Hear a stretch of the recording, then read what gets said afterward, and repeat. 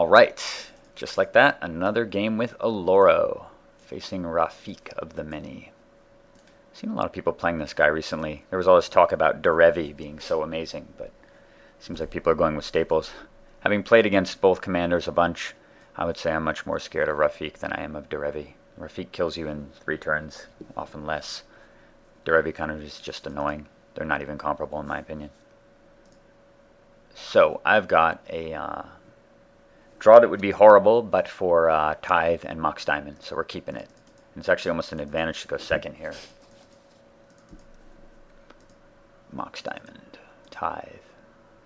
I get a Tundra and make a mistake here, actually. I really should have probably gotten Scrubland. But given the fact that I had UU already between the Diamond and the Tundra, and I've got a double black mana thing in my hand, but I just wasn't thinking, and I got 2 Tundras instead. So I'm not going to be able to cast Liliana for a while. He casts Soaring and Signet. Brutal. But that's why, one of the many reasons why we play Vindicate is to kill Soaring. And I'm hoping he does not have another land, but he does right away for his Rafiq. So already the 3-turn clock is in effect. It's so annoying too, you can gain so much life and it doesn't even matter, but I ripped Demonic Tutor, which is fantastic here. So, to those people watching, what do you tutor for? A lot of good choices. A lot of good choices. What do you think? What's the safest play here? I guess Abyss would be nice, right? Because it can nullify his guy permanently. At the same time, however, if he has another creature, and he can play creatures for the next couple turns, and he's got a bunch of cards in hand, that could be the end of me. Plus, I have to resolve it next turn through potentially 3 or 4 blue mana sources.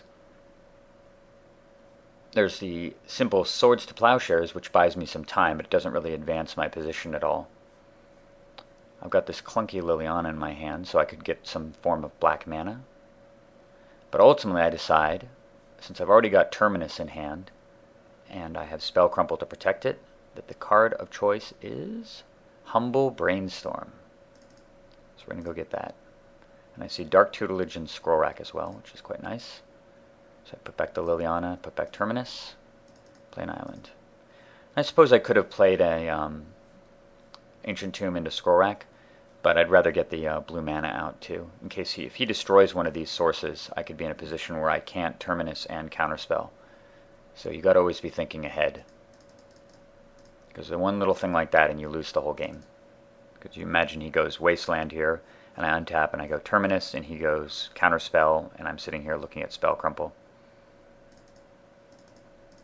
I guess it doesn't really matter. But so I take 8. Birds of Paradise. Very nice for him to play that too. Given the fact that I'm Terminusing, of course he can't know that.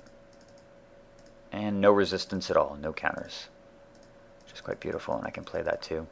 A little tempted to play the Worn Power Stone, but given that I'm looking at potentially 6 mana next turn, and things like Sun Titan often played in Rafiq, I think I'd rather Spell Crumple Sun Titan than just get the Worn Power Stone out, since I don't really have much to do now anyway.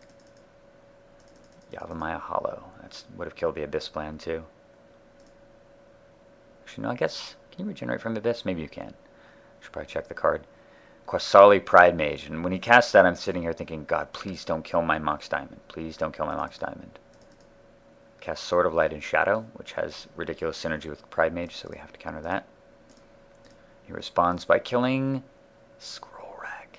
Here's a hint. When your opponent is playing a 3-color deck and they only have 1 source of black, and they have only 2 cards in their hand, probably kill the Mox Diamond over a Scroll Rack. Just something to consider.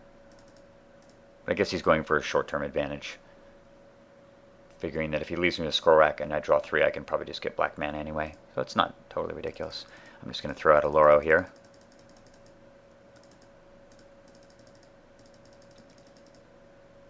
Since Dark Tutelage and Oloro are basically the same thing, and I guess maybe casting Dark Tutelage and Worn Power Stone wouldn't have been terrible, but I kind of wanted to get on the board while he was tapped out and I didn't have to worry about a Hinder or a Spell Crumple or something.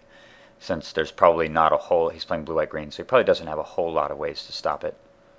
Unfortunately, he's got one of them in hand, which is Swords. And then he plays Karmic Guide, which is a pain in the ass, giving him the ability to, that's weird. White, white, white. Okay, yeah, I was wondering where he got 3 white from. Off the Signet. Alright. Oh, and Tezzeret is drawn. Interesting. So a lot of choices to consider here. I gave some thought to just playing Tezzeret right away and getting Winter Orb, given that he's completely tapped out, and he has to pay upkeep on Karmic Guide next turn. So that's not too bad, and but the problem is the Pride Mage is still active, so he would kill off Winter Orb, and Winter Orb would not really, and I guess it would prevent him, well, yeah, he'd attack first, kill Tezzeret, and then just kill Winter Orb. So it doesn't really advance the board state. I'd effectively be casting Tezzeret in order to kill Karmic Guide, and cost him 1 turn, which just isn't really that great. So I decide I'm going to wait on the Tezzeret, and instead I'm going to cast a little bit of a bluff here. This is really hoping that he'll Qasali Pride Mage the tutelage. I mean, obviously he probably should. And I'm really hoping he pays upkeep here too, because that means that I've got a free turn next turn. Sure enough, he does. Plays a land, attacks, kills a tutelage. Still gaining life. It's so awesome. Like, you can just take a beating the whole game. I've used Ancient Tomb numerous times, taken tons of damage from his guys. Well, not tons, but anyway, I'm still over 40. Chancery, very, very timely also, given that I'm thinking about Winter Orb. So here, Winter Orb really seems like it might make sense. But the more I think about it, the more the Winter Orb plan seems to me like stalling rather than advancing a winning state.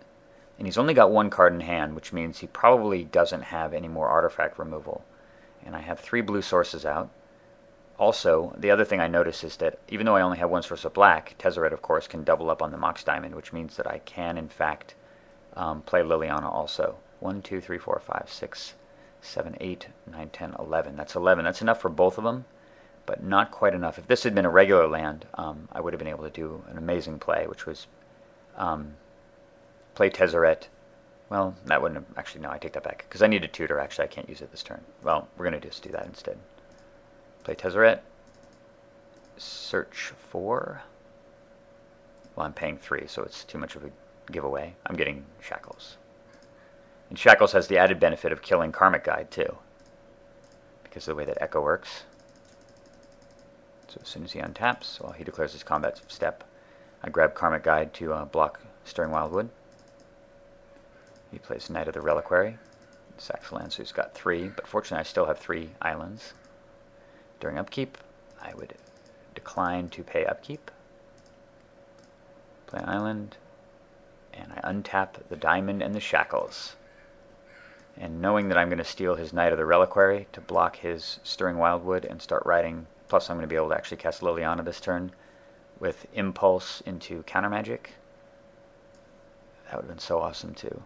Black, 1, black. Yeah, I have enough mana to basically tutor for mana drain and Impulse into it to draw it, which is absolutely what I would have done. Although maybe I would have just made him discard a card. I don't know. Probably would have just made him discard a card and then done that plan next turn. But either way, game is sealed up right there. Very kind of scary beginning. But really nice combination of cards all working together. Pulled this game out. You can see a lot of the inherent synergies in the deck working in tandem. Hopefully more games to demonstrate that to come.